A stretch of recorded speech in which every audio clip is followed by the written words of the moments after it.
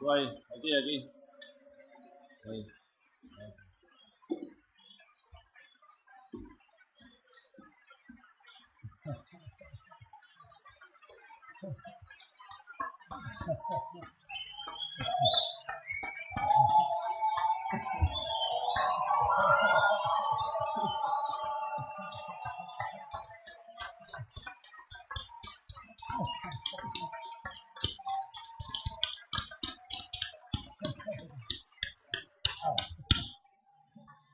Bueno.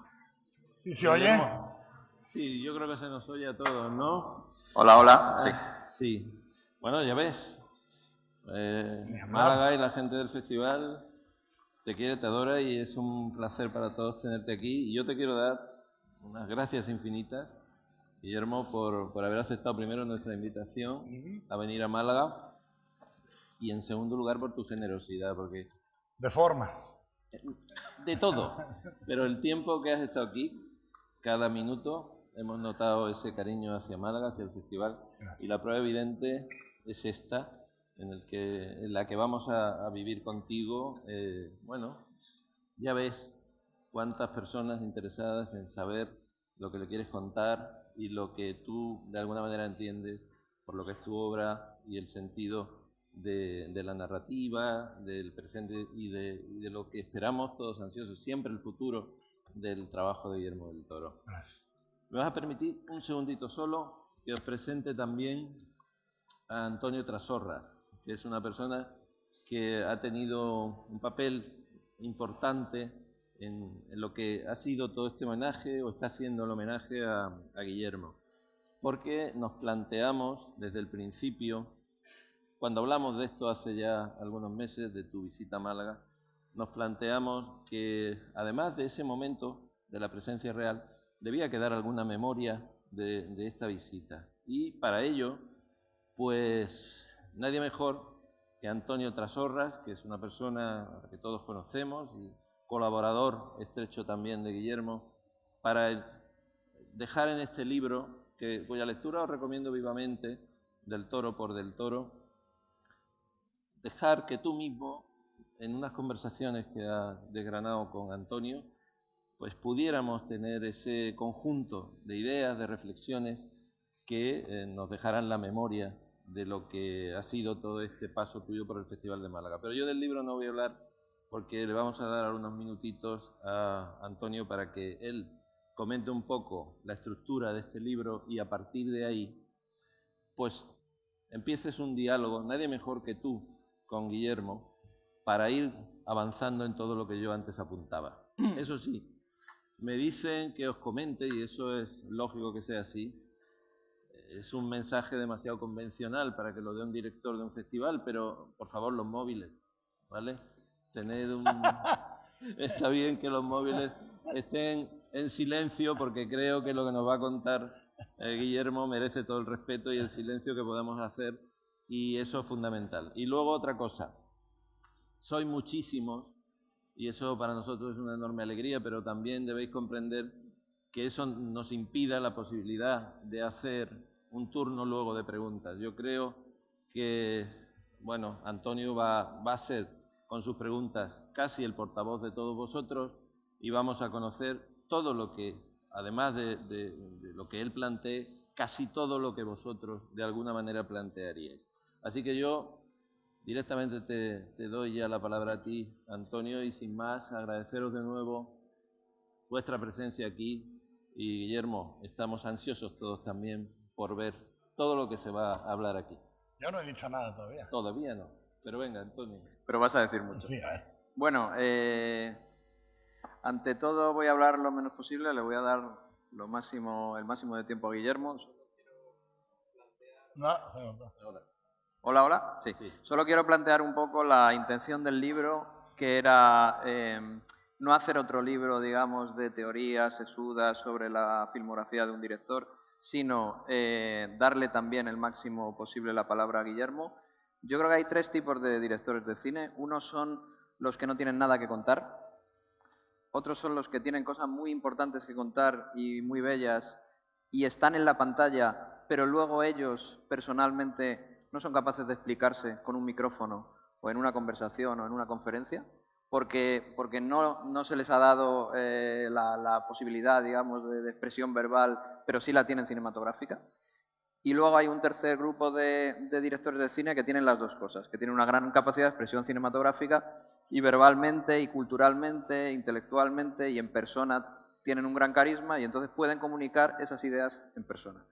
Este tercer grupo es muy reducido. En la historia del cine ha habido muy pocos directores, hasta los grandes genios han tenido en su mayoría problemas de expresión a la hora de comunicar lo que hacen. Yo tengo presión alta. Espero que no siga creciendo. Y Guillermo pertenece a este tercer grupo. Guillermo es de los pocos que resulta tan elocuente y resulta tan claro en sus explicaciones en persona, de palabra, como lo son sus películas, que ya son bastante elocuentes. Él le está dedicando prácticamente un año a viajar y a hacer actos como estos.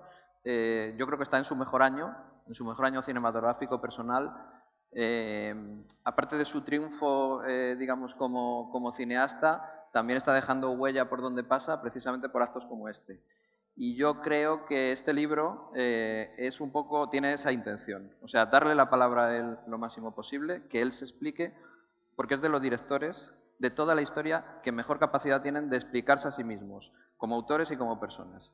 Y por eso es un lujo tenerlo aquí, y yo creo que es un lujo disfrutar no solo de sus películas, sino también de su presencia. Y insisto, no pasa hasta en grandísimos directores que escucharles sea un placer similar a ver sus películas. El libro entero es una entrevista, o sea, son varias entrevistas juntas, ¿no? Efectivamente, en el libro lo que he tratado es de hacer un compendio por temas y por apartados biográficos y temáticos de un poco lo más importante de la vida de Guillermo y de la trayectoria de Guillermo. Los títulos ya son bastante elocuentes. Por ejemplo, yo sabía que no podía haber otro primer capítulo que no se titulara Amigo Monstruo. Para Guillermo los monstruos son la base de todo. Suo tempore es una expresión que está en su ópera prima Cronos y yo creo que también expresa mucho. Crisálida, que vamos a decir de los insectos, y que es Guillermo como crisálida a cierta edad, que absorbe antes de salir al mundo. Érase una vez, los cuentos de hadas fundamentales. Tormentas carmesí, yo creo que ahí lo que he intentado es que lo gótico de una vez por todas adquiera la importancia que tiene la visión de Guillermo del cine. Y luego, quizá el apartado más interesante para mí, pero también desde un punto de vista un poco de estudiante del arte del cine, el último apartado se llama ¿Qué es un cineasta? He querido parafrasear un poco la frase del Espinazo del Diablo, ¿qué es un fantasma? ¿Qué es un cineasta para Guillermo del Toro? Y sinceramente es el último capítulo del libro, pero yo creo que podría ser un libro por sí mismo. Yo creo que queda un poco, y ahí sí que podemos lanzar un poco esta charla.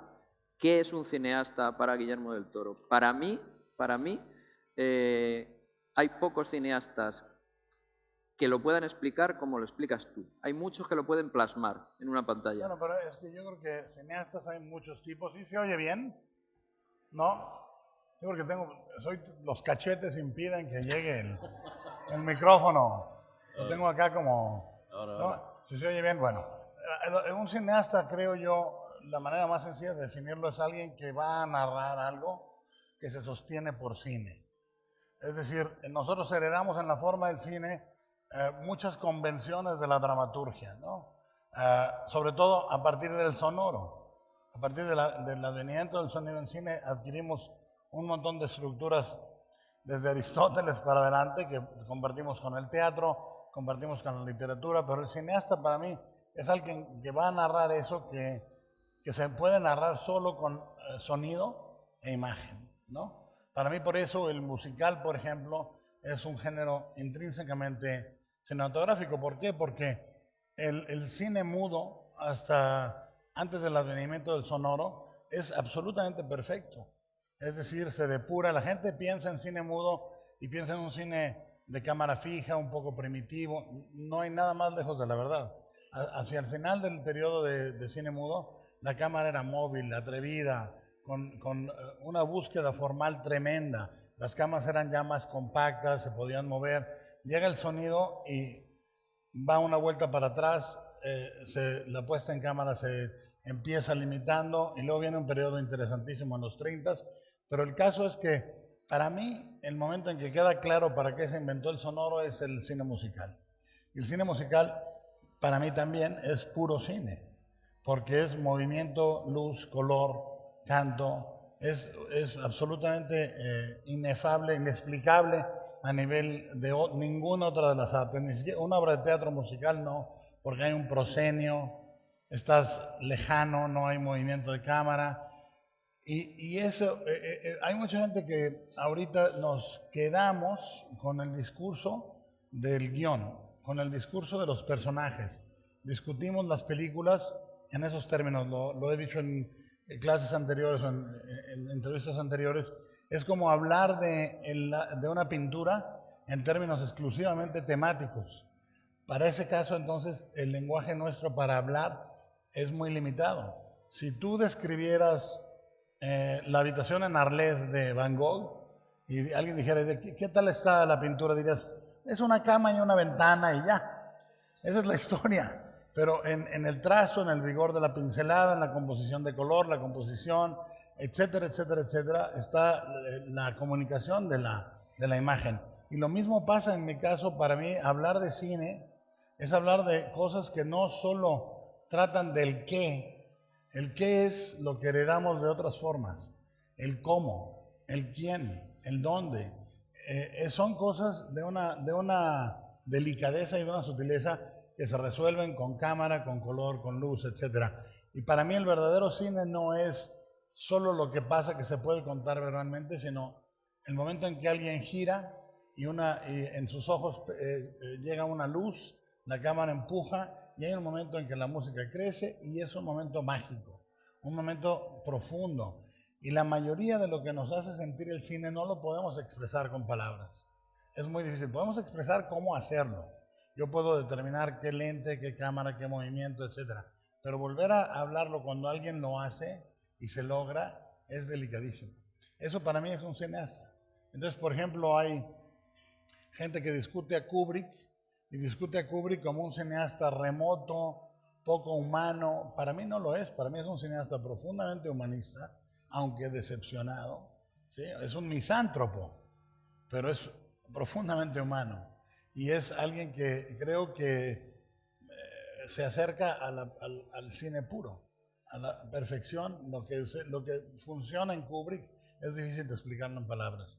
Hitchcock, Buñuel, Fellini, claro, son palabras muy, muy grandes, son palabras mayores, pero eso es un cineasta, el que puede comunicarse a través del cine, y a veces nos cuesta trabajo entender por qué eso funciona. Por eso también el género me interesa, porque hay un montón de imágenes permanentes en nuestra memoria que vienen de momentos de películas con una historia que no era tan grande, que no era tan una película B que genera una imagen impresionante, ¿sí? Y para mí, lo he dicho mucho, el momento en que la criatura en La mujer y el monstruo nada por debajo de Julie Adams, y yo tenía 6 años al ver eso, me pareció un momento en que me enamoré de Julie Adams, me enamoré de la criatura y me enamoré del amor. ¿Sí? Pero no puedo explicarte, en ningún otro medio hubiera yo sentido esta timidez, esta belleza, este romanticismo, esa poesía, ¿no?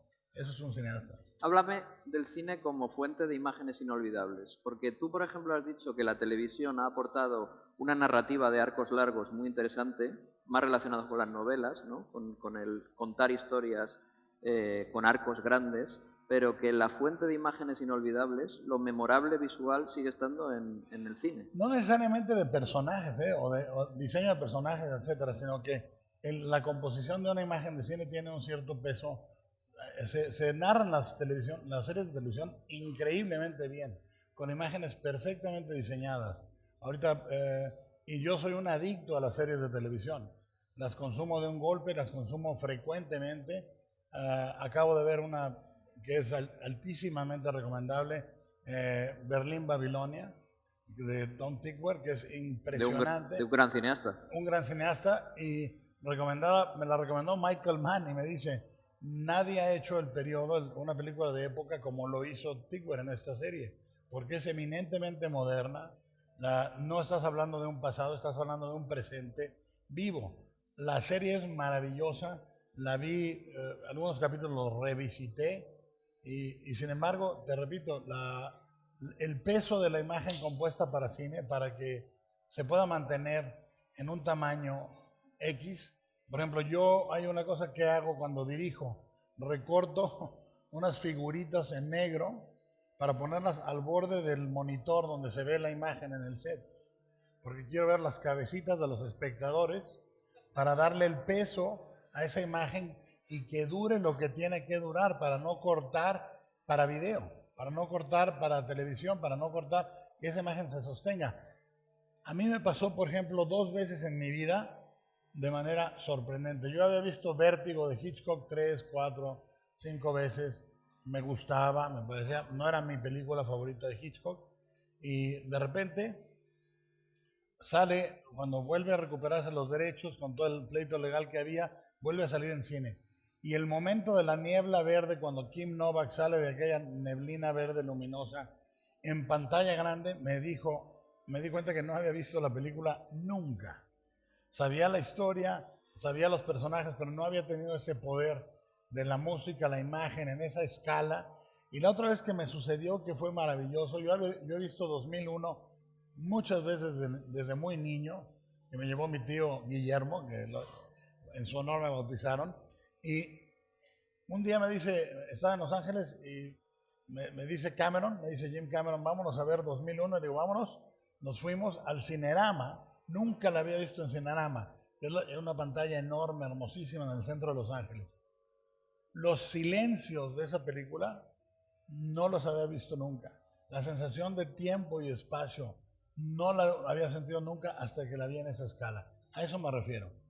Claro que hay bellísima construcción de imagen en las series de tele, pero la gravedad que tiene una imagen como Chaplin pasando por la máquina en tiempos modernos, el duelo en la cabaña, en la fiebre del oro, Gene Kelly en el poste de luz, bailando bajo la lluvia, etcétera, etcétera, es otra especificidad de peso, ¿no? Esto nos lleva a la gramática. Por ejemplo, tú una vez decías que te quedaste asombrado cuando viste Children of Men de Alfonso Cuarón y dijiste, mi amigo ha creado frases, ha creado... Un verbo. Bueno, es que cuando Alfonso me enseñó, bueno, Alfonso era originalmente, yo le daba consejos de trucos digitales, ¿no? Me decía, ¿cómo le hago aquí? ¿Cómo le hago acá? Y cuando empezó a ser Los Hijos del Hombre, hicimos una disección de la escena en la que ella va a dar a luz. Cuando había que poner unas piernas falsas en el piso para que ella entrara, me dijo, quiero que sea todo en un plano. Me dijo, pero no quiero hacer el truco típico de que alguien cruza enfrente del lente para el corte del plano, ¿no? Entonces dije, pues, ¿qué vamos a hacer? Entonces, decíamos, la cámara puede bajar. Bueno, me sentí yo, dije, le ayudé a Alfonso a resolver una cosa realmente complicada. ¿Y todo el mundo ha visto la película? Levanten la mano si la vieron, Los Hijos del Hombre. Bueno, los demás, lo lamento muchísimo, se van a aburrir un rato. Pero hay la escena espectacular en el auto, cuando la vi, mítica, me quedé absolutamente mudo. Y Alfonso me explicó cómo la hicieron, me hizo un diagrama de cómo la hicieron. No me puedo imaginar cómo la hicieron, a pesar de que me explique todo. Y Alfonso buscaba una continuidad de espacio y de tiempo, no solo para crear un efecto de que mira un plano que dura 10 minutos, sino para ponerte en ese momento, ahí. Contenido. Ahí mismo, en continuidad. Y creo que el cine, la razón por la que digo que no me importa tanto el qué, sino el cómo, el dónde, etcétera, es porque el cine no es química, es alquimia. ¿Sí? Cuando vemos un ojo, una navaja, una nube que cruza la luna, no es una suma de imágenes, no es una suma de cifras, es una multiplicación de símbolos. Los símbolos no tienen un valor adscrito, cambian junto al símbolo que está al lado, se transforman. Y eso es lo que tiene el montaje en cualquier medio audiovisual, pero ciertamente en el cine, ¿sí? Que no es una suma de imágenes, es una multiplicación. el escoger cómo vas a contar tiene que ver con la emoción que vas a provocar en el espectador. Por ejemplo, Michael Mann en Hit, ¿cómo se llaman en España? Hit. Ah, mira. No, las locas No aventuras. siempre lo hacemos mal. Las locas aventuras de un ladrón. Qué bueno. La primera se llama Ladrón. Muy bien. Bueno, las pícaras travesuras. No, esa película tiene una cosa clarísima a nivel lenguaje. Cuando no están robando bancos, la imagen es estática, abierta, fría. Y cuando están robando el banco, es decir, la cantidad de cortes que hace Michael Mann cuando están en el robo del banco es infinita. Y cuando están fuera del robo del banco, planos largos, abiertos. Lo que te está diciendo clarísimamente con un lenguaje visual, te está diciendo cuando no están robando, no están viviendo.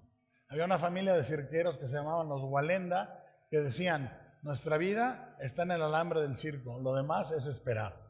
Y eso es lo que está diciendo Michael Mann. Esta gente vive, pulsa y te da casi el ritmo de su corazón cuando está robando y cuando no está robando no. Nada, en mi opinión, en la elección formal, en narrar una historia, nada es gratuito. No es golosina visual, es proteína visual. Entonces, esa decisión de Michael Mann es absolutamente calculada. Por ejemplo, lo hace en dos personajes diferentes también. Tom Cruise en Collateral y De Niro en Heat. Son personajes que están vestidos con un traje perfectamente hecho de seda gris, con pelo gris, para fundirse con el fondo. O sea, que no existan. ¿Sí? Son fantasmas. Y eso es una decisión de vestuario, es una decisión de diseño de color, etcétera, etcétera. Y para mí eso es la narrativa cinematográfica, decisiones audiovisuales que aunque no las puedas articular, las entiendes. Cuando la gente dice, pero eso los entendidos lo ven, lo demás no, todo lo vemos. Es decir, nosotros cuando nos comunicamos, 90% de lo que entendemos es el código no verbal. ¿Sí? Cuando uno decide vestirse por la mañana, lo pienses o no, estás mandando un mensaje de quién eres. ¿Sí? Cómo te queda la camisa, si la chaqueta es nuevecita o no, etcétera, etcétera. Hoy me puse una chaquetilla buena, ¿no? Los zapatos son como de enfermero, pero nos comunicamos, el personaje también. La misma camisa de lino blanca en diferentes personajes, cómo les quede, te está contando cosas diferentes de cada uno. Si el botón está cerrado hasta arriba, te dice algo de un personaje. La conjugación de que 2 botones estén abiertos te dice algo más. 4, mucho más. La manga desabotonada y enrollada, otra cosa. ¿Cómo le rebota la luz? ¿No? ¿Cómo le rebota la luz? Ahora, todo eso, no hay decisión de vestuario que no te esté informando quién es ese personaje. Tienes que saber un poquito más de ese personaje. Saber que es alguien a quien le importa la apariencia, no le importa la apariencia, cómo le importa la apariencia. Por ejemplo, hay una cosa muy bonita que me decía un tipo que limpiaba zapatos en Guadalajara. Me dice, la gente se viste muy bien, pero se pone zapatos muy viejos. Dice, y es donde sabe uno quién es un caballero. ¿Sí? Y me parecía curioso, pero es una observación de vestuario. Es decir, y te dice quién es el personaje. Tú todo eso ya lo tienes desde el guión. O sea, mientras estás escribiendo, mientras estás dando a luz la historia, estás pensando en las imágenes, en los colores, ¿no? En los encuadres. Bueno, en todo, además te digo, es una colaboración. Se piensa en las líneas generales.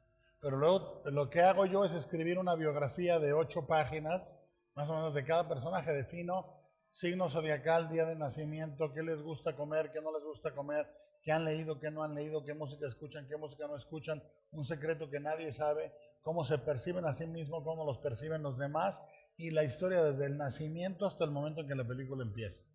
Se la doy a los actores y luego se la doy al vestuarista, al diseñador de producción y le digo, ahora, ¿cómo vamos a probar esto en la película? ¿Cómo vamos a enseñarle a la gente quién es el personaje? Es decir, fíjate esto, igual que la adjetivación y el verbo en la literatura tienen que ser precisos porque, como decía Mark Twain, la diferencia entre la palabra adecuada y la casi adecuada es la diferencia entre el relámpago y la luciérnaga. ¿Sí? Lo mismo sucede en cine. La diferencia entre el lente adecuado, o sea, por ejemplo, cuando... ¿quién vio La forma del agua? Ah, bueno, qué bueno. Sí, si no, vamos a estar una hora aquí. Está bien, está bien. Cuando ella, o sea, yo te puedo decir, la escena de cuando iba ella a quitarse la ropa y entrar a la tina, cuando la movíamos una página y no funcionaba, la retrasábamos una página, no funcionaba. La manera de rodarla, el rodar, que son nada más un par de planos, no es una secuencia larga, en una película donde el tiempo era muy apretado, le dedicamos más tiempo que básicamente a ninguna otra escena. Porque yo sabía que ella tenía que estar en silueta por detrás, ¿sí? Pero no debería ser una imagen bella o con un manerismo, debería ser muy naturalista, ¿sí? Cuando vas hacia el frente y que ella está tomando la decisión, yo sabía que tenía que tener un poco de luz en la cara, pero si había mucha luz, te ibas a reír, porque ibas a ver la decisión claramente. Tampoco podía estar a oscuras. Entonces, el graduar eso es adjetivar con la cámara y el sonido el momento, ¿sí? Por ejemplo, David Lynch adjetiva hermosamente momentos tensos con una frecuencia baja en el sonido, ¿sí? Es una frecuencia baja a la que respondemos normalmente. ¿Sabes por qué? Porque como tú la usas. ¿Y tú como has usado? mamíferos es un volcán. O sea, reaccionábamos y reaccionamos a las frecuencias bajas con un miedo que está en el cerebro reptiliano, pues. Pero es adjetivar. Es decir, ahí hay peligro. Adjetivo con el capitán del laberinto del fauno. Cuando estamos diseñando el audio, cada que el capitán se mueve, teníamos un cuero que estirábamos para que se oyera un crujido de cuero. Y los guantes, ¿no? Como los guantes, las botas y él que está completamente tenso. La ropa de Michael Shannon en La forma del agua, él se encabronó porque le probamos los trajes 30 veces. Pero yo quería que se vistiera como el héroe de la película de los 50, que le quedara apretadísimo, ¿sí? Porque ese es el personaje, ¿sí? Entonces, nosotros no podemos escribir en un guión nada que no podamos probar en adjetivos de luz, color, composición y diseño de audio. No hay un adjetivo que exista en la página que no sea comprobable visualmente. Y por eso el cine en ciertas cosas es imposible traducir autores como Bradbury o como Lovecraft, porque la ambigüedad de la palabra, el cine no hay, eso es curioso, fíjate, puedes crear ambigüedad, pero en las decisiones no hay ambigüedad, es el coche. Es decir, no puedes decir el auto, no. Es ominoso, ¿no? No, bueno, no vas a decir, va a ser un Camaro del 72, va a ser el coche que sea va a ser ese coche. La puerta va a ser esa puerta. Y nosotros en el Espinazo del Diablo, ¿te acuerdas? Pedro Lazaga un día me dijo, porque abre la película, en el guión decía, una puerta ominosa. Y me dice, ¿cómo va a ser ominosa? Le digo, va a ser ominosa. ¿Sí? La iluminamos cuidadosamente con una diagonal de sombra, la cámara baja, la cámara empujando lentamente y un sonido de frecuencia baja en el audio, etcétera, etcétera. Y eso es como se construye una película. La construcción de una película, lo que se codifica en ella, mayormente la gente no lo nota la primera vez, pero volvemos en círculo al principio de la respuesta. Lo reconoces. Es decir, nosotros, ¿cuántas imágenes vemos al día? Compárense ustedes con la gente que vivía en 1920, 1930. La imagen no era la fuente principal de comunicación. Era la palabra, era el tiempo, lo que sea. Nosotros ahorita, el adolescente promedio, el adulto promedio, consumimos imágenes básicamente todo el día. En nuestro teléfono, en Google Maps, en Waze, en donde sea, en Twitter, no hay básicamente... Hay muy pocos minutos donde no estemos viendo una imagen. Y la codificación de esas imágenes a nivel comercial es muy profunda. Y nuestros ojos están entrenados. Por eso en animación, lo más difícil de animar es un animal. Porque todo el mundo conocemos cómo se mueve un gato de verdad. O un perro, o un tigre. Lo mismo, reconocemos toda esta información, aunque no la podamos repetir o categorizar hasta que la desclasificamos. Y por eso uno de los proyectos que tengo este año sabático es entrevistar a 3 directores durante 2 semanas, Michael Mann, George Miller y Ridley Scott. Dioses, ¿no? Dioses del Olimpo, para discutir sus películas en términos de lenguaje audiovisual. No temático, no de personajes, sino cómo han probado esas temáticas o personajes a través de un lenguaje audiovisual. ¿Sí se entendió? ¿No? Ah, bueno, porque con el acento este que tengo, que hace gracia, ¿eh? Sí, bueno. La gente me dice, me recuerda a Cantinflas, le digo, qué bueno. Qué agradable. En España, mexicanos han venido antes. Sí, sí. Oye, hablemos del lenguaje de cámara, hablemos del trabajo de cámara. Yo recuerdo una de tus obsesiones en El Espinazo que era, me lo decías mucho, que la cámara fluya, Claro. que la cámara tenga un lenguaje y un movimiento que todo el rato sea suave, que todo el rato sea fluido. Ese Guillermo del Toro de la cámara fluida, es curioso porque cuando he vuelto a ver Cronos, he visto que hay un momento después de Cronos, entre El Espinazo del Diablo y en medio está Mimic, que es tu gran película trauma, digamos, No. en el que adoptaste ese trabajo de cámara fluida. Es un tema técnico también, es de tener artefactos a tu disposición para poder hacerlo. Lo que pasa es que cuando empiezas a hablar en cine, cuando haces tu primer largometraje, primero has hecho muchos cortometrajes y sientes que ya sabes. Llegas al largometraje y es la diferencia entre ir a la tienda por una botella de agua y un maratón. Porque el largometraje va a requerir que te sostengas a nivel creativo durante un periodo de más de 20, 25 días. Casi siempre, ¿sí? En el caso de Hellboy 1, por ejemplo, 135 días de rodaje, ¿sí? Y te tienes que, en el Mimic, 70. Y lo que pasaba es que yo hacía como un poco lo que podía y sabía en Cronos. Pero había veces que no sabía yo. Yo nunca hice comerciales ni haré comerciales. Nunca. 1, porque no me gustan. 2, porque me cuesta mucho trabajo que algo me interese de comerciales. Y 3, porque cada vez que tengo una junta es desastrosa, espantosa. Lo contratamos porque nos gusta todo lo que hace usted. ¿Qué haría usted con esto? Pues pondría unos fetos bailando, ¿no? Y ahí acabó la junta, ¿no? Entonces, no venden, los fetos no venden Coca-Colas, es lo que he aprendido. Pero bueno, la idea de hacer comerciales es aprender nuevos aparatos, es decir, un tipo de lente diferente, un lente compuesto, un lente primario. Hay lentes compuestos infinitamente más luminosos que otros. La diferencia entre una grúa tradicional, una Technocrane, un Jeep, un dolly tradicional, son muy diferentes los resultados de cómo se mueve la cámara. Y a mí me llevó Mimic como campo de aprendizaje. Llegué y Bob Weinstein me decía siempre, mueve la cámara, se queda la cámara así todo el tiempo. Y yo decía, pero yo es que no la voy a mover sin sentido, ¿no? Entonces, un fin de semana me puse a pensar y dije, la voy a mover para que sea sinfónico, no porque vaya a resultar, pero voy a subir en un lado y bajar en el otro, para que sean como contramovimientos. Y empecé a experimentar. Si no he hecho Mimic, no hubiera aprendido a hacer esto, ¿sí? No fui yo, ¿eh? Y después de Mimic, en El Espinazo, ya lo que quería es que la cámara estuviera casi siempre a esta altura, como un niño más del orfanato, buscando ver qué pasaba, ¿sí?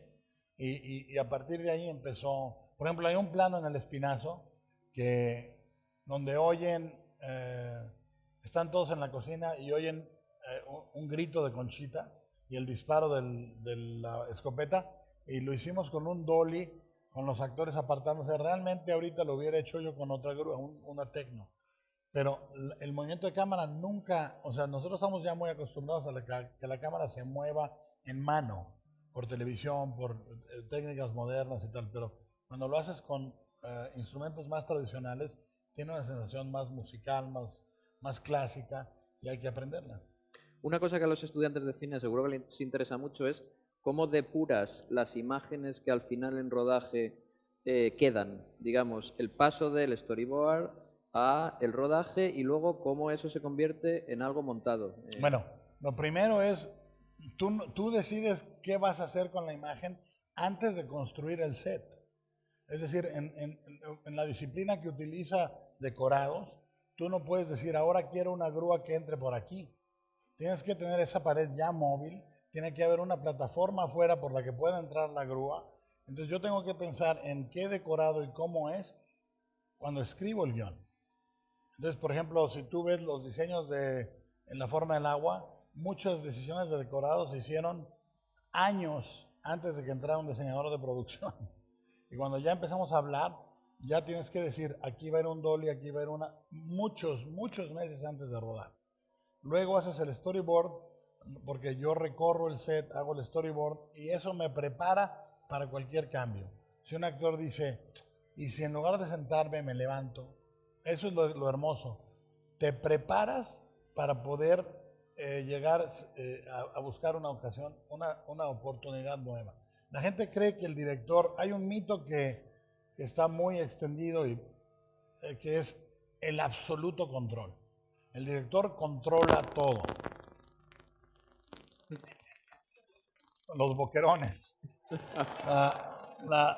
El director controla todo. No, es y no es verdad. Es decir, hay una gran cantidad de cosas que controlas, pero lo otro, el verdadero director, para mí es quien puede orquestar un accidente. Cuando pasa algo que sucede, estar atento y decir, esto es mejor que lo que quería yo que pasara, ¿sí? Que lo que quería que sucediera. Cuando alguna vez pregunté con varias gentes que trabajaron con Kubrick, concretamente Tom Cruise, que hizo Eyes Wide Shut, le pregunté un día, ¿y tú crees que él sabía siempre lo que quería? Y dice, a veces no. A veces lo esperaba que sucediera para reconocerlo, ¿sí? Y es que yo creo que eso es lo hermoso.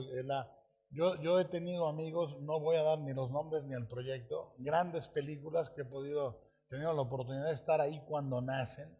Yo he visto a estos directores brillantes, geniales, en sus momentos más oscuros de duda, en el que dicen, no sé si funciona o no, pero agarraron una oportunidad de algo que pasó y lo hicieron funcionar. Cuento una anécdota, si la han oído, perdónenme, pero es que es un poco la labor del director, que sucedió en La forma del agua, en el que yo hice un scouting cuando estábamos viendo la sala de cine donde vive Elisa, ¿sí? Hicimos el scouting, decidimos poner una escalera que no lleva a ningún lado. Esa escalera por la que ella sube y baja no comunica a la escalera grande que está en el edificio de verdad. Ella pegaba contra una pared cuando subía o bajaba, ¿sí? Entonces, yo quería hacer un plano cuando ella baja la escalera buscando al hombre anfibio y la grúa la busca, y estaba un poste de la ciudad que no me permitía usar esa grúa. Dije, bueno, lo resuelvo con un Steadicam, no es tan bonito, pero lo resuelvo. Todo en la película salía mal. Tuvimos un par de accidentes que retrasaron la película, tuvimos que mover cosas 2 semanas, todos los días había una crisis. Mi trabajo como director es que no se note, que todo el mundo diga, mira, tuvieron todo el tiempo, todo el dinero, todo el control. Y uno de esos días fue el día en que rodamos ahí. Todo empezó a salir mal. Íbamos a rodar, salía llena de vida a la escalera, alegre de vivir, miraba el incendio al fondo y la cámara bajaba con un dron radiocontrolado por la marquesina del cine. Entonces llega el día y el viento es huracanado y el dron se va volando hasta otro pueblo, se pierde por allá, no había manera de controlarlo. Ensayamos un par de movimientos, traigo una grúa, hacemos lo imposible, solo tengo un día para filmar todo lo que sucede en ese exterior, una noche, no nos iban a dar más porque estaba abierto el alcantarillado, bla, bla, bla. Digo, ok, pues funciona esto, vamos a hacerlo. Sube Sally Hawkins y me dicen por radio, dice Sally que tiene pánico a las alturas. Digo, ¿y por qué no me lo dijo Sally hace 4 meses? Entonces, subo, que para mí subir la escalera es algo serio, y le digo, una vez, tienes que bajar una vez. Y la única vez que bajó es la que está en la película. Empieza la lluvia, y entonces decimos, vamos a hacer a Michael Shannon, que llega con el automóvil. Llega Michael Shannon con el automóvil, Nunca se le ocurrió a Michael Shannon decirnos que él normalmente no manejaba. Entonces, en la primera toma queda perfecta, él sube la escalera artificial de abajo y hacemos lo que se llama un cambio tejano, que es que él sube por esta, la cámara hace así y otro tipo vestido como él termina de subir, porque no hay comunicación. La primera vez todo perfecto, digo, vámonos, decimos, hagámoslo una vez más. Segunda toma, Shannon baja del auto, pero el auto sigue moviéndose. Shannon salta, agarra el auto lo arrastra 20 metros, choca contra un poste, explota el poste lleno con luces y chispas y viene directo hacia mí y choca con el segundo poste. Todo el mundo dice, corre, yo no corro nunca. Y nunca. He corrido 2 veces. 2 veces. Una por funciones digestivas. No me muevo, choca el automóvil con el último poste y todo el mundo llorando por el desastre, todo eso. Yo digo, mira, podemos usar la grúa porque tiró el otro poste. ¿Entiendes? Y eso es la labor del director.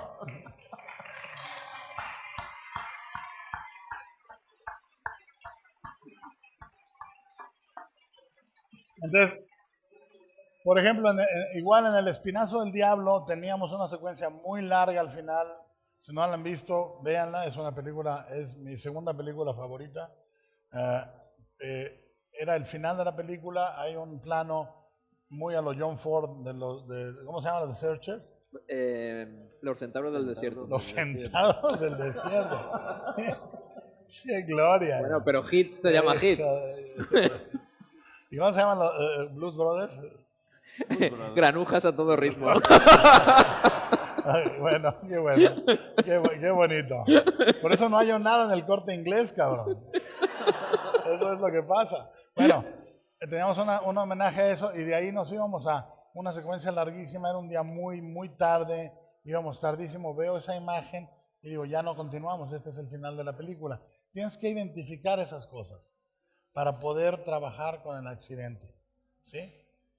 Y entonces, por ejemplo, hay veces que llueve y dices, pues llueve, seguimos adelante. La escena no era en lluvia, es en lluvia. En El Espinazo también, si no sé si te acuerdas, había una escena que era de noche y Guillermo Navarro y yo ya estábamos cansadísimos y vamos a mitad de la escena y digo, oye, está iluminada de día. Y dice, pues es de día, ¿no? No era de noche. Es entonces, que estabais muy cansados. Tuve que cambiar el guión y dijimos, si lo hacemos así, queda mejor, en lugar de repetir. Entonces, el accidente siempre está ahí para ser identificado como oportunidad. Detrás de cada accidente hay una oportunidad, ¿sí?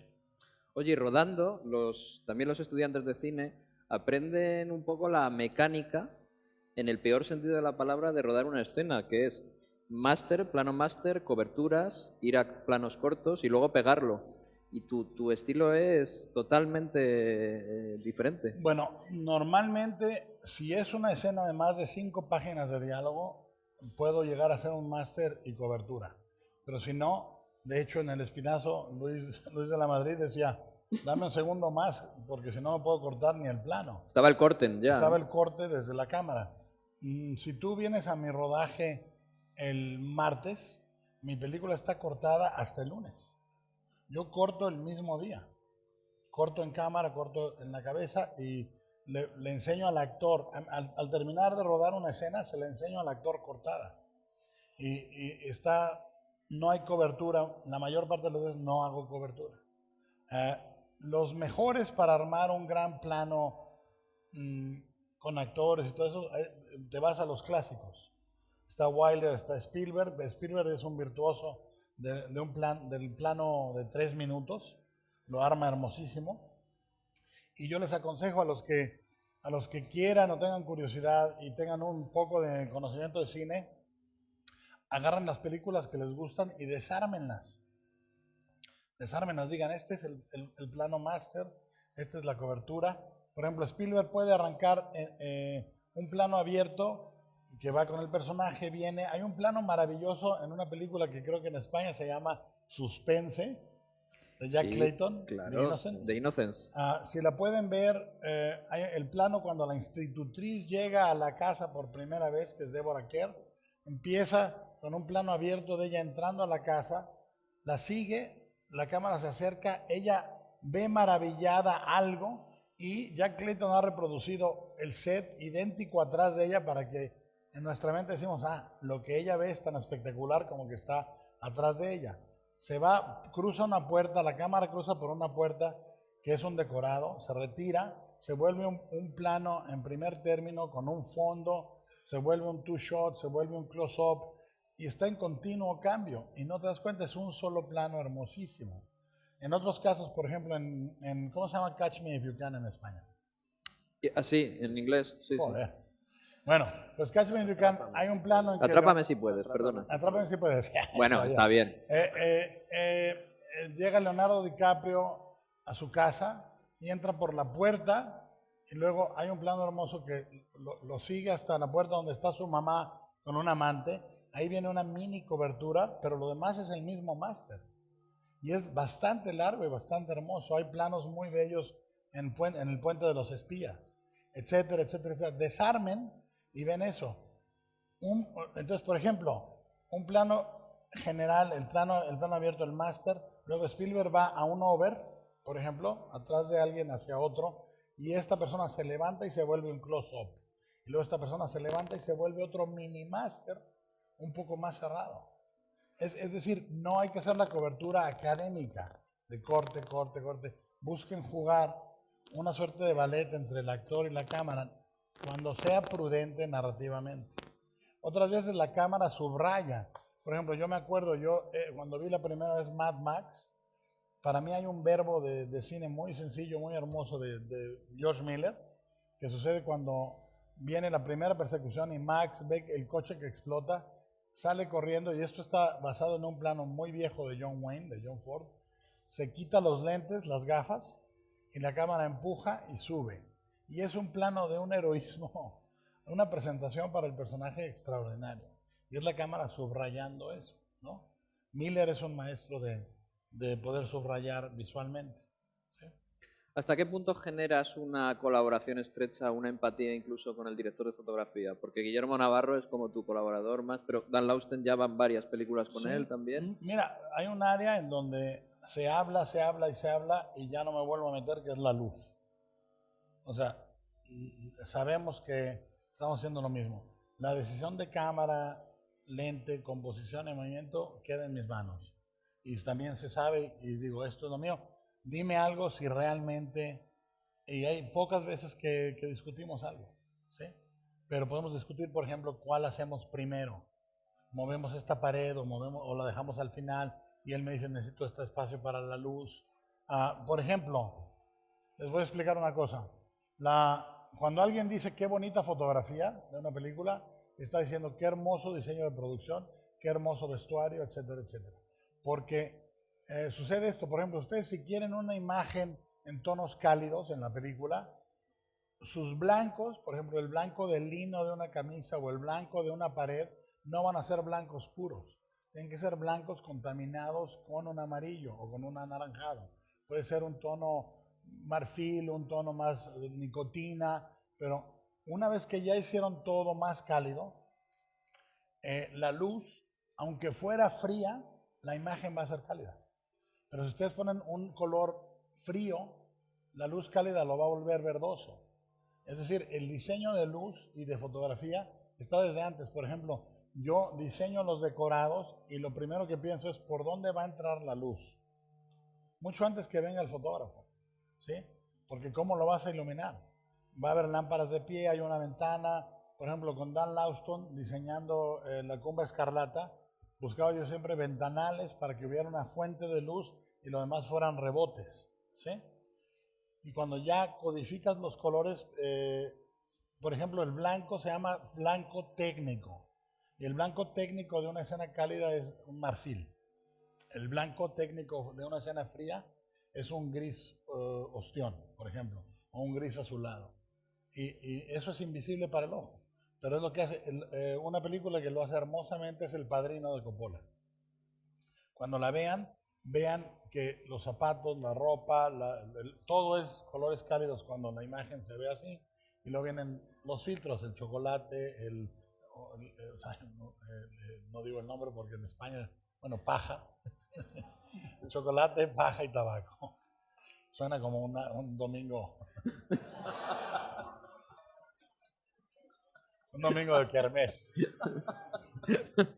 Pero es decir, las decisiones de la pared, del vestuario, van de la mano. A mí Guillermo Navarro me dijo cuando íbamos a hacer Cronos, si tú me das un set hermoso y un vestuario hermoso, mi luz puede ser lo que termina de barnizar todo y lo hace hermoso. Si tú me das un set horrible o con colores encontrados o con colores mal pensados y un vestuario mal pensado, aunque lo ilumine hermoso, la imagen no va a ser hermosa.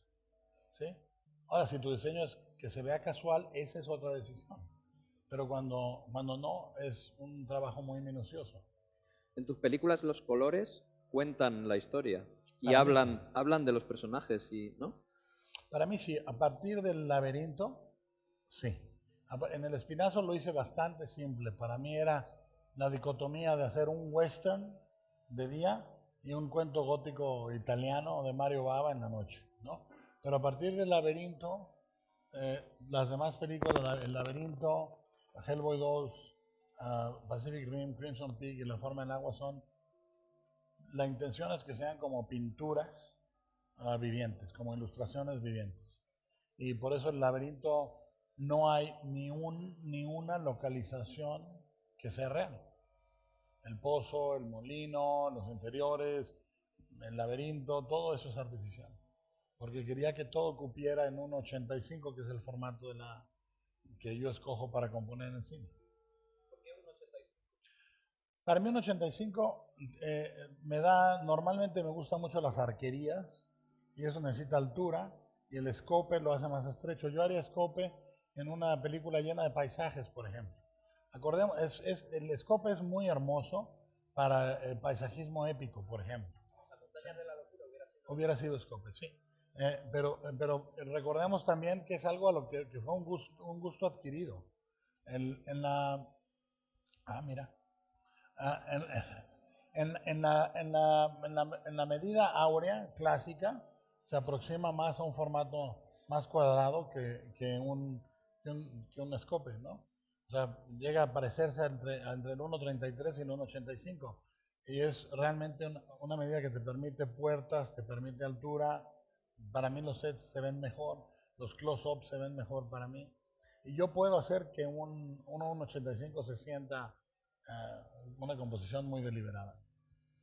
Tú empezaste haciendo maquillajes, eres un director que tiene mucho contacto con lo material, digamos. Te gustan mucho los decorados reales que existan, te gusta la madera, los objetos, creo que eso cada vez es más extraño, ¿no? En el arte del cine.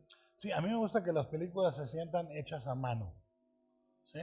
Me interesa mucho que sientas la factura el envejecimiento de la tela, la luminosidad de un barniz. O sea, soy alguien que me gusta mucho la teatralidad de la construcción, ¿sí? Para mí, yo no empecé en maquillaje lo hice para poder hacer mis cortometrajes y un largometraje.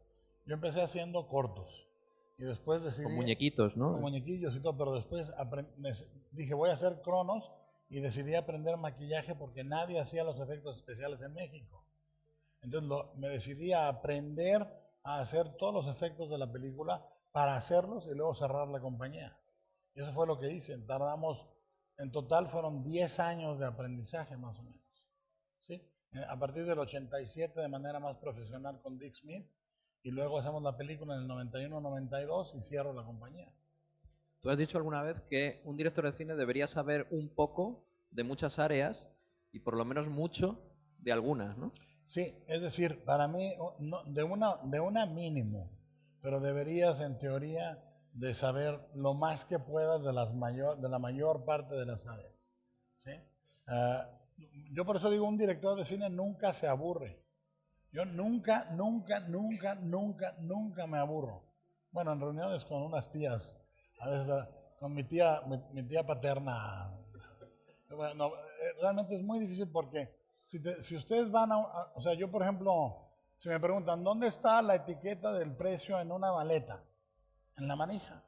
en un departamento como el Corte Inglés, ahí está en la manija. ¿Dónde está el sello de permiso de conducir en California? En la parte izquierda de la placa. Es decir, tenemos que tener un montón de información para simular un mundo. Por ejemplo, cuando estamos diseñando los robots en Pacific Rim, yo no voy y veo unos robots de película para diseñar mis robots. Yo veo tanques rusos, submarinos rusos, reactores nucleares, y si tú me dejas a mitad del campo o en una oficina esperando, me pongo a ver cómo se contesta el teléfono. Si me dejas en un almacén, me fijo en el lenguaje corporal de la gente. O sea, por ejemplo, cuando estoy esperando en el departamento de damas, acá veo cómo escogen la ropa y hay un movimiento muy preciso, no lo voy a hacer porque pero muy preciso en cómo se ve la ropa, y es un momento muy serio entre una dama y la ropa, ¿eh? Un momento muy serio, y lo devuelven, y puedes observar donde sea que estés, hay algo que observar. Decía Jerry Lewis que si estás en la oficina del dentista, agarras la revista y aprendas lo que puedas de moda, de cocina, lo que sea. Hay un cuento hermoso de hadas, que eran 3 hermanos que van a conquistar a una princesa. Y uno de ellos, el más joven, se encuentra cosas inútiles por la vida y las recoge. Una urraca muerta, un pedacito de hilo, una piedrecita. Y viene el hermano mayor, llega ante la princesa y le hace una demostración de fuerza, y la princesa dice que le cortan la cabeza. El segundo hace una demostración de matemáticas y le cortan la cabeza. Y el tercero saca la urraca muerta. Y la princesa dice, ¿pero qué es eso? Una urraca, la encontré en el camino. Y luego este hilito, creo que si se lo amarro. Yo creo que el director es ese muchachito que recoge cosas inútiles para poder contar una historia. Porque lo que hacemos es mentir con detalles. ¿Qué hacemos? Si yo te digo, llegué tarde porque no encontré aparcamiento. Sí, claro, hijo de puta. Pero si yo te digo, estaba a punto de llegar y se mete un camión de FedEx enfrente de mí, y el tipo se baja y no mueve el camión. ¿Cómo? Sí, un gordo infecto que, ¿no? Y tardó 5 minutos. El detalle del camión, el detalle del peso del conductor, son las coartadas que hacen que creas que lo que pasó es real. ¿Sí? Eso es lo que hacemos como directores. Tenemos que llenar de coartadas las cosas para que me creas que sucedió. Y hablando de detalles, la cantidad de detalles que pones en pantalla con tus monstruos es lo que los hace de verdad, es lo que los hace reales, ¿no? El representar al monstruo. Háblame de filmar un monstruo. ¿Por qué tus monstruos son mejores o funcionan mejor o la gente se los cree más que otros monstruos? Bueno, puedo decir, lo primero es la creación la creación no es lineal. Hay cosas que hago yo que no tienen una explicación lógica. Por ejemplo, en El Espinazo del Diablo, tú te acordarás, DDT, cuando estábamos diseñando el fantasma del niño muerto, ellos empezaron a diseñar un cadáver con putrefacción. Les dije, no, tiene que ser de porcelana, que esté roto como la porcelana. Pero esa idea te vino de ningún sitio. Me vino porque dije, quiero que sea la inocencia rota. ¿Sí? Y David me dijo, ¿pero qué estás diciendo? Eso no tiene ninguna lógica. Le dije, nadie se lo va a cuestionar nunca. ¿Sí? Y es porque visualmente eso es lo que debería ser ese fantasma. ¿Sí? Le dije, quiero 2 lágrimas de óxido, ¿sí? Porque es como una estatua que llora, ¿sí? Es decir, eso no tiene ninguna explicación. Si fuera una película americana, cayó en un baño de porcelana, yo qué sé. Tienen que explicarlo, lo inexplicable, pero que tiene coherencia, se entiende. Entonces, por ejemplo, cuando decido hacer al fauno en el laberinto, lo quiero ornamentado, ¿sí? Quiero que la madera, y es de madera. ¿Pero por qué de madera? Porque me parece que es lo mejor. Tiene que ser de madera. El hombre pálido en el laberinto originalmente era una cara de un anciano, y el cuerpo era igual, pero la cara tenía ojos, nariz, todo. Y un día dije, no da miedo, y le dibujé a David su misma escultura quitándole la cara, y ya habían esculpido esa cara, y David se cabreó muchísimo. ¿Te acuerdas? Dijo, no te importa el trabajo de los demás. Le digo, efectivamente. Te dijo cosas muy feas. Le dije, efectivamente no me importa. porque creo que al final el monstruo va a ser inolvidable. E incluso no compartí con él esto, lo pusimos y cuando lo hicimos en el set fue cuando la gente entendió un poco de qué iba esa criatura, pero para mí tenía lógica que no puedo explicar, pero no tiene una base real. Para mí tiene que provocar en mí el monstruo un interés y un sentimiento estético. Es decir, tengo que decir qué belleza, pero qué terrible. La criatura de la forma del agua tardamos 3 años en diseñarla. Y mucho del detalle del diseño está en el libro del arte de la forma del agua, pero muchísimo no.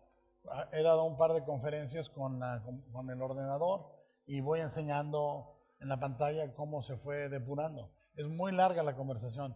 Por ejemplo, para esculpimos forma, ¿sí? Luego esculpimos basculación. Todas las venas, esculpimos más venas en los brazos y en las piernas porque es un nadador. Su anatomía funciona, digamos. Es una anatomía de nadador. Basculamos el pecho, es decir, hay grandes venas en el pecho de la criatura. Después hacemos con una aguja hipodérmica remojada en plastilina, hacemos todos los verruguitas de todo el cuerpo a mano. Y luego con otra hacemos los poros. Y luego encima de eso arrugas y encima de eso cicatrices. Nada de esto lo ves, porque por todo eso lo somete el trabajo de pintura, que es otro lenguaje. ¿Sí? Hay muchísimos lenguajes en la creación de la criatura. Y cada uno de ellos tiene un trabajo de codificación e instintivo y comunicativo. Cuando ves a la criatura, la manera en que la presento en la película tiene que ser gradual. Es decir, empiezo con un susto de película. ¡Bam! Una mano en el vidrio. Después viene una silueta, pero está sangrando. Es decir, puede que no sea, pero se acaba de comer 2 dedos. Entonces, puede ser que no sea solo un monstruo, sino víctima. Y luego tengo mucho cuidado. Uno de los planos más delicados de la película es cuando sale del agua aquí, hasta aquí, y parpadea. Porque en el momento en que parpadea, es una criatura real. ¿Sí? Y en el momento en que parpadea, hay una inocencia en el timing del parpadeo que te hace quererlo. ¿Sí? Y luego se levanta y la cámara baja y él sube. Y la presentación es un ballet de luz, de cámara, en el que te estoy comunicando que sigue siendo un animal peligroso, pero es bello, ¿sí? Etcétera, etcétera. Lo haces gradualmente, no hay nada accidental. Hablábamos de cuando ella se quita la ropa, ¿sí? Era importantísimo para mí que en el guión eso sucediera después de la criatura que se come el gato, ¿sí? Porque cuando en todas las relaciones de pareja, lo mejor es que el amor surja después de que te comes el gato. Porque todos nos comemos el gato, en algún momento de la relación. Y entre más rápido te comas el gato, más vas a saber si estás con la persona adecuada. Porque te tienen que querer comiéndote el gato. ¿Sí? Porque lo que no me gusta de la fábula tradicional de la Bella y la Bestia es que la Bella tiene que ser perfecta, asexual y purísima. Y la Bestia se tiene que convertir en un puto príncipe para que lo acepten. Pero entonces, ¿de qué va esto? No, a mí me parece perfectamente hermoso que no se trate de cambio, sino de aceptación, la película. ¿Sí? La criatura, es mitad animal y mitad Dios, ¿sí? Y Sally puede mentir a quien se le necesite mentir, puede tener una dimensión sexual, puede tener una vida aparte de la criatura, y creo que eso lo hace más rico. Hay muy pocos directores que se dediquen al fantástico, como tú, que hagan cine de la imaginación, digamos, y que a la vez se cuenten a sí mismos. Yo creo que tu biografía está en tu filmografía. En tus películas hay una especie de reflexión sobre ti mismo, sobre tu vida, sobre lo que eres. Eso es muy poco común en este tipo de cineastas que se dedican al género al que tú te dedicas. Yo creo que no, otras horas, Yo creo que o no es tan evidente, ¿no? Yo creo que no, a lo mejor no se articula en todas las películas, pero para mí, por ejemplo, la inteligencia, la perversidad, la complejidad de David Cronenberg está en todas sus películas. Desde el principio, esa especie de perversión clínica, de alta inteligencia, pero a la vez de alta compulsión, está en todas sus películas. Hitchcock, o sea, si tú piensas en los dos cineastas que se pueden parecer en la superficialidad, que son Hitchcock y Buñuel, ¿no? Pero son tan diferentes porque la sexualidad y la violencia en Hitchcock son un ejercicio teórico. Entonces, las dos únicas opciones que Hitchcock puede tener con un personaje femenino es diosa o destructora, ¿sí? Pero no ha experimentado probablemente ninguna de las dos. Su experiencia con la violencia es fascinación porque no la ha experimentado. Buñuel, que era boxeador y que vivió, ves que reconoce la complejidad del poder de ambos géneros. El poder de la masculinidad y el poder de la feminidad de manera primaria, potente, ambigua y contradictoria.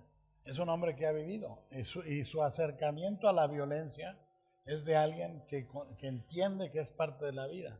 Sin embargo, temáticamente tienen tantas coincidencias que, como hablábamos el otro día, Marnie es la película de Buñuel de Hitchcock y él es la película de Hitchcock de Buñuel, ¿sí? Él que es Arturo de Córdoba, ¿no? Su mejor película, una de las mejores. Pero volviendo al género fantástico, a lo que me refería es a la tradicional ausencia de autoría, como se suele asumir que la autoría, que es alguien que se está contando a sí mismo, como el género fantástico en la historia del cine normalmente ha carecido de ese tipo de tratamiento, digamos. Hasta cierto punto, te repito, te digo otro ejemplo para contradecirte otra vez. James Whale. James Whale que crea Frankenstein, la novia de Frankenstein, el hombre invisible. Está recurriendo a los grandes. Bueno, pero es que James Whale es un hombre que busca la invisibilidad en sí mismo, como en el hombre invisible, simulando un acento y un origen que no le pertenecían. Él era un minero del norte de Inglaterra. Es un hombre cuya fascinación por lo prohibido, la otredad y todo eso lo lleva a hacer de la figura de la criatura en el primer Frankenstein un mártir, ¿sí? Y en la segunda película hay una perversidad juguetona como la hay en El Hombre Invisible, como la hay en, ¿cómo se llama? Old Dark House en España. El Caserón de las Sombras. Ándale, cabrón. El Caserón está chingón ese. El Caserón de las Sombras. Es un hombre con un gran sentido del humor, con un sentido perverso del humor. Sí creo que ahora, normalmente no, efectivamente hay un montón que no. Pero lo mismo podríamos decir de la comedia, del melodrama. Para mí, Minelli está en todo Minelli. Douglas Sirk está en todo Douglas Sirk, ¿sí? Scorsese está entero en todo Scorsese. Entonces, esa autoría que sí hay en otros géneros, sin embargo, en mucho policíaco no lo hay. Yo sí creo que cuando se da la autoría en el cine de horror, se da. Carpenter es un americano decepcionado, libertario, pero brutal. Romero, todo Romero está ahí, etcétera, etcétera. Oye, y el género fantástico tiene algo peligrosísimo y aterrador como creador, que es el ridículo. La posibilidad de que lo que hagas no funcione y la imagen quede en ridículo, ¿no? Pero eso es la vida entera a tras horas. Cuando tienes 17 años y vas a la disco, entre el triunfo total del sábado y el ridículo total del sábado hay un solo movimiento, ¿verdad? Es decir, para mí, te voy a decir, la manera de decirlo de galletita china es, si temes al fracaso, nunca conocerás el éxito, ¿sí? Si temes al ridículo, nunca reconocerás lo sublime. Nosotros operamos creativamente con dos instintos. El domesticado, que es el que nos ha enseñado la repetición de una fórmula narrativa hasta la saciedad en 100 años de cine. Y el otro, el que te dice esto no se hace así. Eso es lo que tienes que hacer. Ese es el que te va a revelar. Y normalmente lo que te va a hacer crecer, hay un dicho zen hermosísimo que es, en el obstáculo está el camino. El obstáculo es el camino. Eso es lo mismo que pasó cuando Shannon tiró el poste.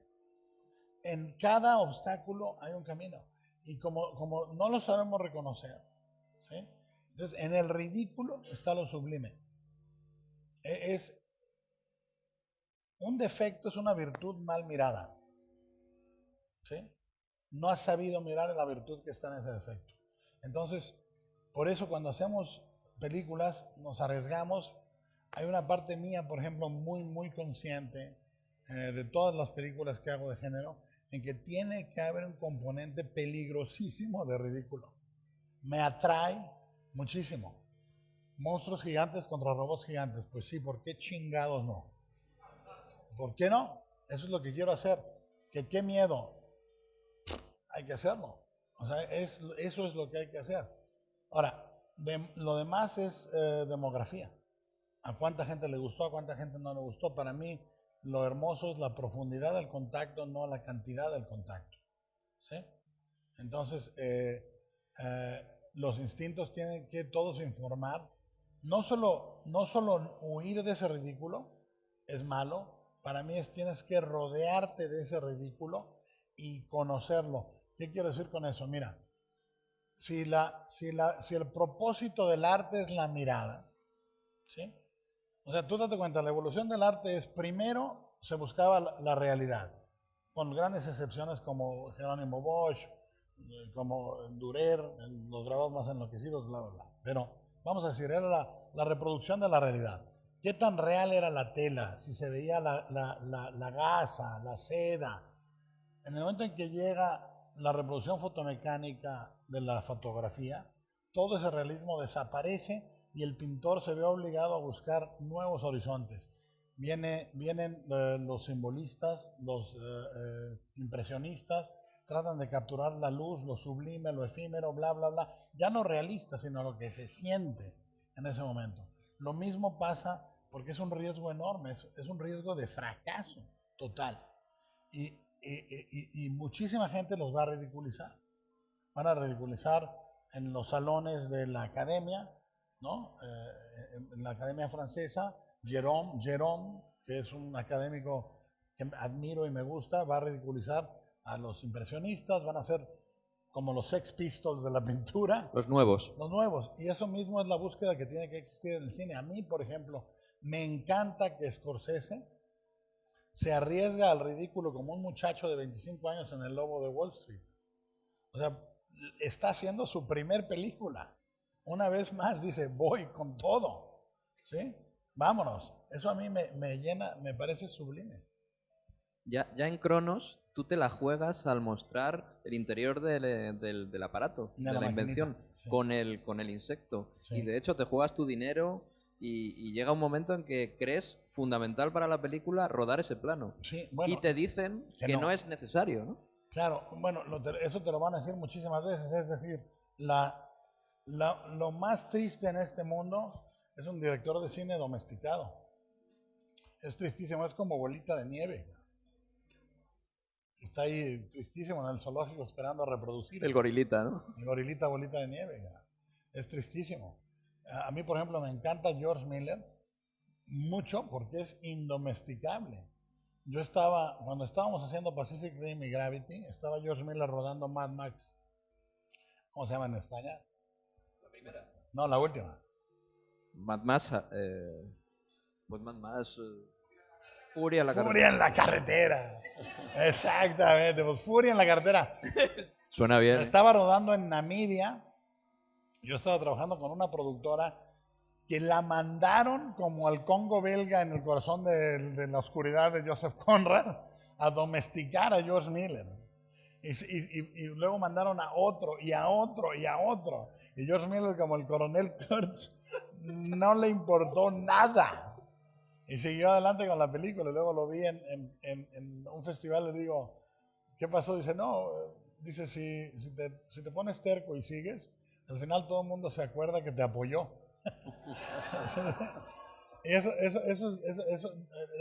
No hay que tener esa domesticidad. Entonces, cuando a mí me dijeron, era mi primer película, pero yo dije, si yo no muestro, es decir, si hay una fuga en toda pintura, la fuga de qué es el vampirismo de esta película tiene que incluir el interior de la máquina, porque ese momento es el que no esperas como espectador. Estás viendo la maquinita, ya la vi una hora, ya la vi la puta maquinita, le pica, y de repente vas adentro y dices, no había visto esto. Hay una perspectiva nueva y hay un insecto atrapado allá adentro y es otro mundo y es lo que más me atrae a mí de contar historias es los mundos que existen adentro de otros mundos. ¿Sí?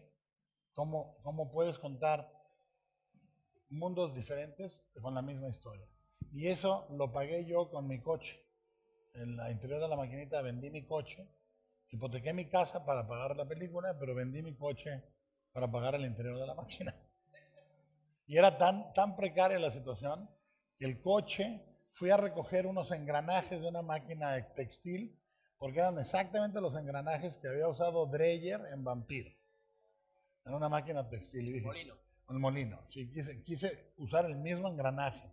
Ya no tenía dinero, pero tenía mi orgullito, ¿no? Entonces puse los engranajes, iba de regreso con mi camioneta para entregarla a quien la iba a vender y no tenía ni una gota de gasolina porque dije, no la voy a entregar con gasolina. No tengo dinero. ¿Sí? Y me paso un alto. ¿Cómo se dice acá? ¿Semáforo? Me paso una luz roja. Semáforo. Entonces el policía viene corriendo y digo yo, no tengo gasolina. Tengo unos engrajes del siglo XIX y tengo que entregar la camioneta en la siguiente media hora. ¿Qué voy a hacer? Y escapé como una rata. Como una rata escapé y se dio una fuga, una escena de persecución muy mexicana que era un policía a pie y un gordo con engranajes del siglo XIX. Y llegué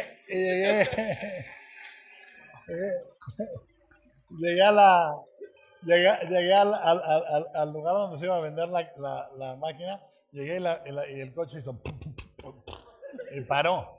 Bajé con mis engranes y me fui a pie a entregarlos para construir la máquina del interior. Tus películas son grandes a ojos, digamos, de la industria del cine en España. Nos parece que todo lo que hacen son superproducciones, pero siempre exprimes hasta el último dólar y todo lo que te gastas está en pantalla. Y a mí hay un dato que me ha dejado muy loco, que es que La forma del agua en realidad ha tenido un presupuesto prácticamente igual que El laberinto del fauno, que es de hace una década, ¿no? Sí. El laberinto costó 13.5 millones de euros, que en aquella época eran 17 o 19 millones de dólares. La forma del agua costó 19.3 millones de dólares. ¿Y cómo se gestiona un presupuesto de esa manera para que al final el resultado en pantalla... Mira, yo te voy a decir la verdad. Mucho de un presupuesto es un estado mental. Es decir, si a mí me dices a los 21 años, te voy a dar 19.3 millones para rodar tu película, digo, ¿qué? ¡Qué maravilla! Pero si te lo dices con una edad de 50 y tantos y la vives como de 50 y tantos, piensas que no te ajusta. Tú piensas una cosa, cuando éramos jóvenes, ¿qué pensábamos? Que con tener cuánto en el banco ya no teníamos que trabajar. A partir de los 30 tienes esa cantidad varias veces y la felicidad y la libertad no llegan. Y es ridículo que seamos así. Entonces, mi productor anterior se llamaba Callum Green y le dije, ¿me ayudas? Y me dice, por 19.3 no la podemos hacer. Y voy a encontrar a alguien que sea tan estúpido como yo y que diga, la podemos hacer. Y lo encontré. Mi coproductor de Mamá y de Strain, ¿sí? Y le dije, vamos a hacerla por 19.3 porque mira, yo viví una experiencia muy concreta. Alejandro, Alfonso y yo fundamos una compañía que se llamó Cha Cha Cha y financiamos 3 películas, Cha Cha y Cha. La primera se llamaba Rudo y Cursi, la segunda era una película de Alejandro que se llamaba Beautiful con Javier Bardem. La película costó muchísimo dinero porque Alejandro quería control total de la imagen, bla, bla, bla. Y la película no recuperó el dinero, tuvo cierto prestigio, pero no hizo lo que quiso. Y Alejandro dijo, voy a hacer una película chiquitita, mucho más chiquita que Beautiful. Y hizo Birdman, que es infinitamente más compleja visualmente que Beautiful. ¿Sí? Y yo dije por dentro, está aquí. Entonces yo dije, vamos a hacer por 19.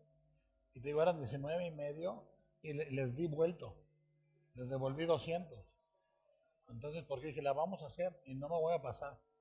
Y realmente eso te cambia el chip. Tenemos que decir esto dentro.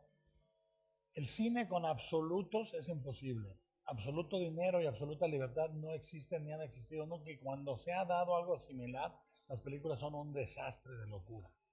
¿Por qué? Porque la verdadera libertad existe dentro de los límites. Eso es estructurar. No es limitar, es estructurar. Que es un acto violento de declarar el mundo. Es decir, este es tu espacio. Haz lo que quieras ahí. Y ese espacio, tú piensas, Cronos fue 1.95 millones. El laberinto 19.5 o la forma del agua. Y Pacific Rim 195. El punto decimal cambia, pero la terquedad es la misma. Es idéntico a los instintos. Por ejemplo, en la forma del agua, la escena inicial y la final no tienen una sola gota de agua. Están filmadas con un truco teatral viejísimo que aprendí en un librito que se llama seco por mojado. Es decir, ponemos humo, ponemos la proyección del agua en un proyector de video, la luz del agua, y filmo en cámara lenta y echamos aire en la ropa de los protagonistas y en el pelo. Se filma en cámara lenta y están flotando en alambres y los objetos están flotando en alambres y parece realmente que están abajo del agua. Y agrego burbujas y partículas digitalmente, porque no tenía dinero para hacer los sets submarinos. El único set submarino es cuando se inunda el baño, que está basado en una experiencia mía de chico, que se los contaré si quieren, pero lo que pasa es que estructuralmente ustedes nunca pueden construir un set que soporte la presión del agua por dentro, porque el agua empuja, ¿sí? Entonces lo que se hace es se construye un set, normalmente se va a una piscina gigantesca y se hunde el set y el agua parece que va subiendo. En realidad es el set el que está bajando. Ahora, en esta película no había una piscina así. Entonces, un día iba yo caminando por los estudios y veo 4 vigas de metal grandes clavadas en el piso.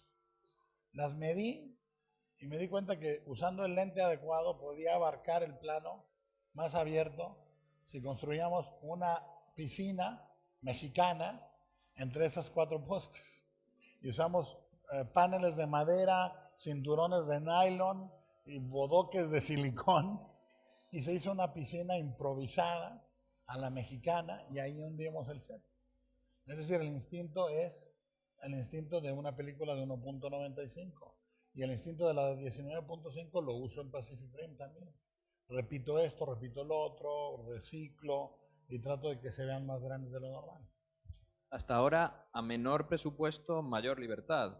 Claro. Cuanto más caras han sido tus películas, más has tenido que gestionar, digamos, No, la libertad, ¿no? La libertad, nunca nadie se ha metido conmigo creativamente más que en Mimic. Nunca. El problema es que cuando el presupuesto sube, la manera en que se vende la película cambia. Es decir, el error en La Cumbre Escarlata es que haya costado 55.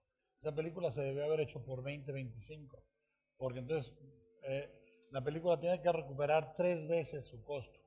Si costó 20, tiene que hacer 60. ¿Sí? Por ejemplo, la forma del agua ya hizo 195 a nivel mundial.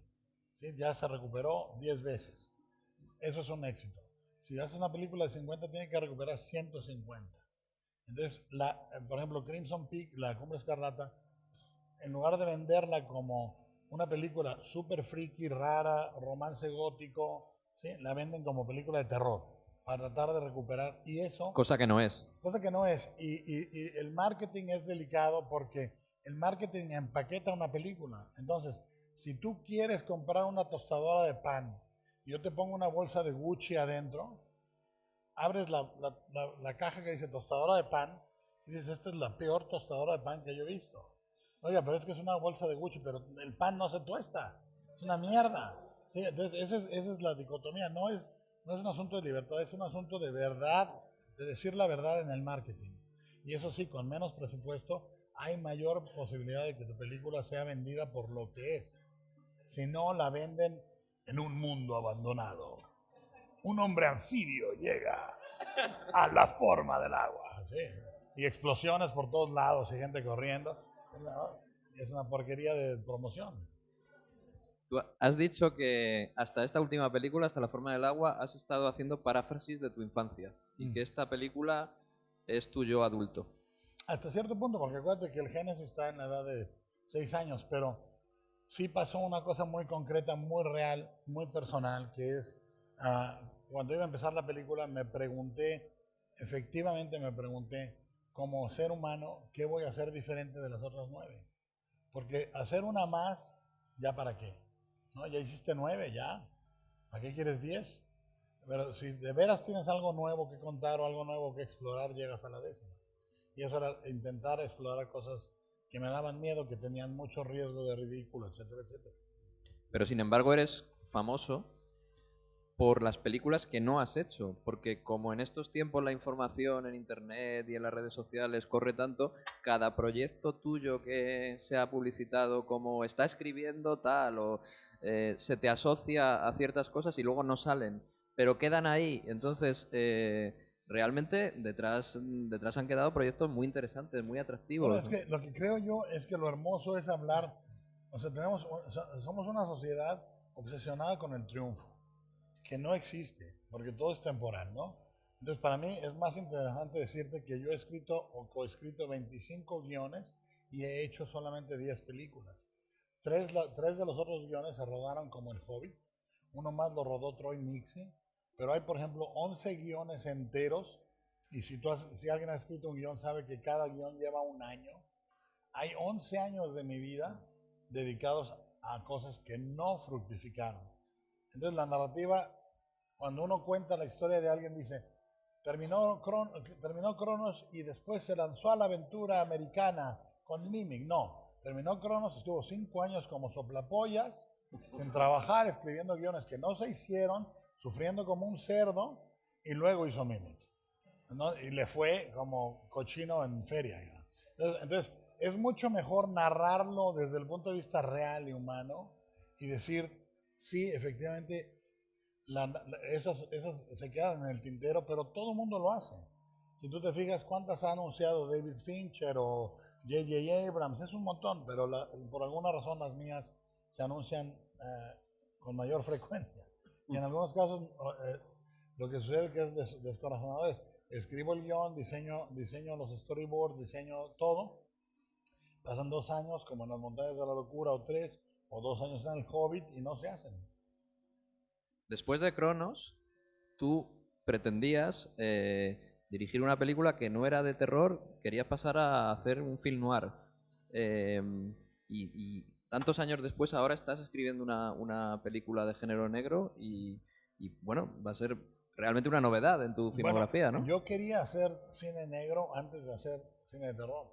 Yo quería hacer películas que sucedieran en los bajos fondos de México, pero que tuvieran la estructura de un thriller, de una película de cine negro de los 30.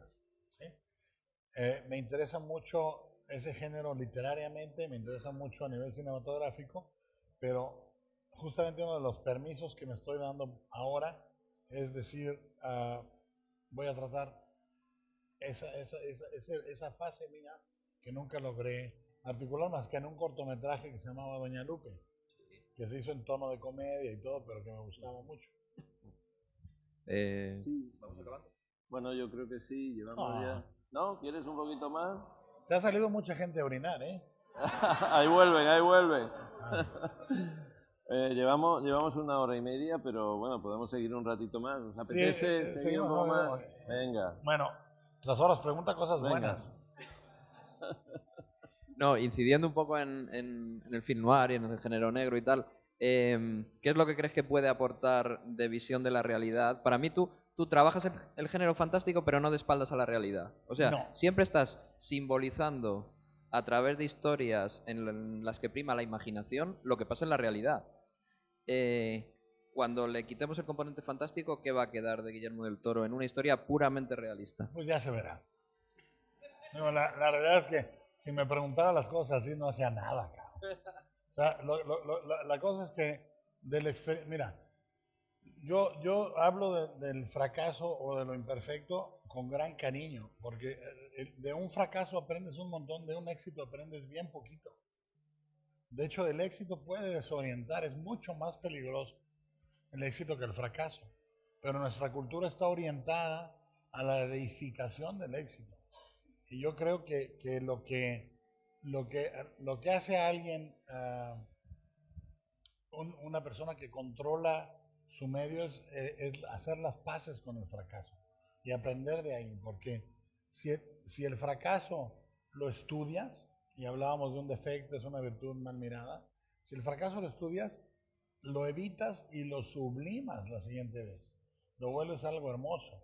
Cuando tú ves la primera película de Kubrick, Miedo y Deseo, es una película tiesa, en donde los diálogos están acartonadamente actuados, etcétera, etcétera. Exactamente esos defectos que tiene esa primera película van a volverse luego las virtudes de Kubrick. Personalidad, ¿no? Personalidad. Es decir, mira, lo único que tienes para ofrecerle al mundo es tus defectos y tus virtudes, y las tienes que ofrecer de manera absoluta, porque es tu voz. Es tu voz. Un cantante con una voz perfecta es aburridísimo. Un cantante que tiene una voz profunda, rara, fuera de tono, a veces te fascina, te seduce de manera más interesante. Lo único que tienes para ofrecerle al mundo es tu tono, tu voz. Y mucha gente no le va a gustar, eso no quiere decir nada. Tú sigue cantando como si no hubiera mañana. Entonces, para mí el cine negro me parece la fabulación o la autofabulación de la sociedad americana. También la literatura negra. Es un género eminentemente, porque la literatura europea da a luz la novela detectivesca, que es muy diferente. La novela problema, ¿no? La deducción, el misterio, ¿no? El puzzle para resolver, bla, bla, bla. Pero la sociedad norteamericana tiene un momento en el que se mira a sí misma en un espejo muy oscuro, y básicamente, si tú te fijas, los dos cines primarios en blanco y negro que recodifican la estética expresionista del cine alemán son el horror y el cine negro. Y hay una razón, el cine negro está muy cercano a ser la pesadilla social. En los dos está Fritz Lang, además, ¿no? Sí, y tienen que ver muchísimo con hay una interiorización hacia el lado más oscuro tuyo. ¿Sí? O sea, fíjate, tenemos ahorita una dicotomía completamente fabricada en donde la gente o se es santo o se es demonio. Y dentro de ese espacio no se puede vivir. Es decir, cuando tú haces la dicotomía del blanco y el negro, te tienes que acordar que el único lugar donde hay oxígeno es en el gris. Y ahí cabemos todos. En el blanco y en el negro no cabe nadie. Nadie. Los santos nada más los hay de yeso en la iglesia. ¿Sí? Y me parece peligrosísimo. Por eso siempre el hablar de esto, el hablar del fracaso, hablar de estas cosas, creo que hay que humanizar la labor. Cuando para mí el cine es una cosa monumental, hermosa, potentísima.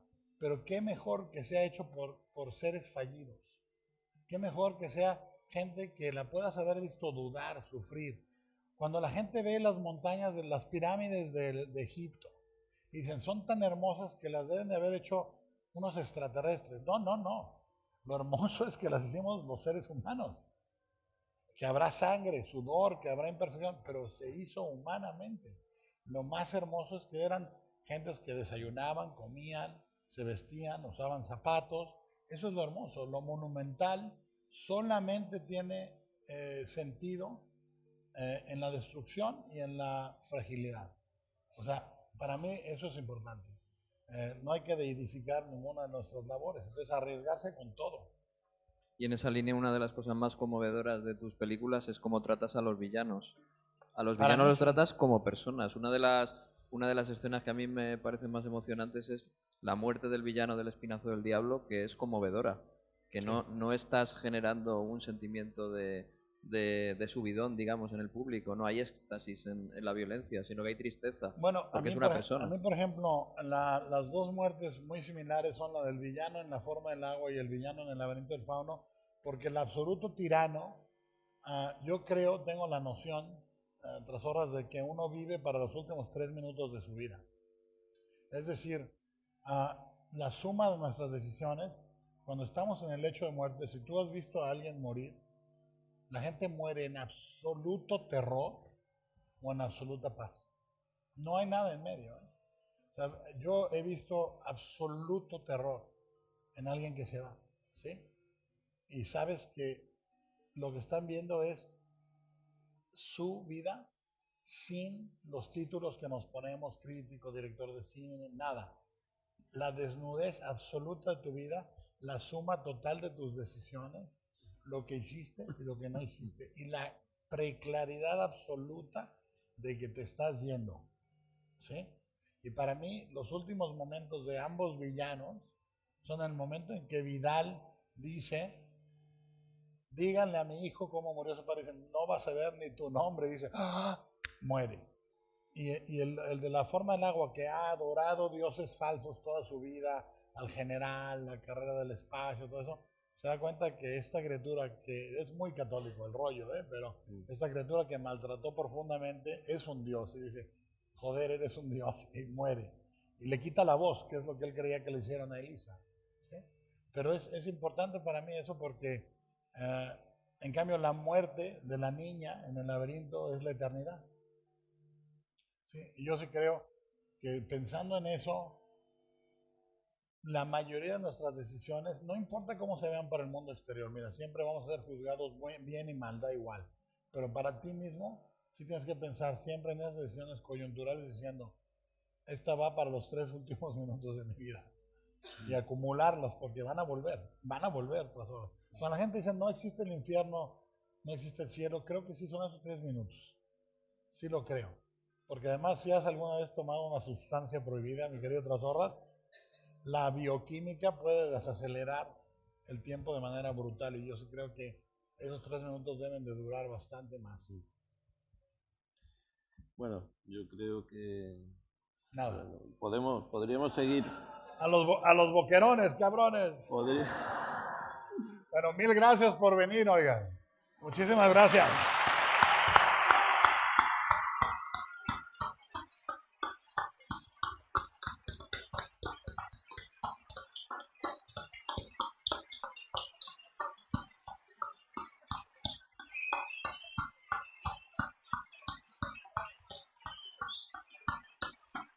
Gracias.